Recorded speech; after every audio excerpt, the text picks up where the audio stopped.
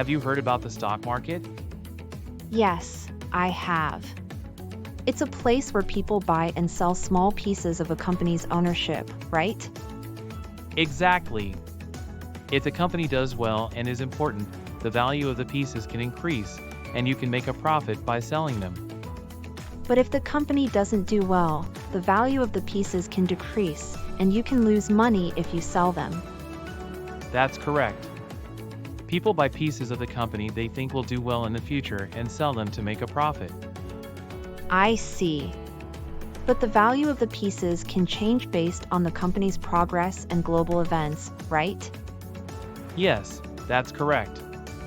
Investing in the stock market can be a way to make money, but it also comes with risks. What kind of risks? The value of the pieces can decrease, and you can lose money. It's important to do your research and invest wisely. I see. It's important to be mindful of the risks and benefits of investing in the stock market. Absolutely. It can be a way to make money, but it's not a guarantee. It's important to educate yourself and invest wisely. That's good advice.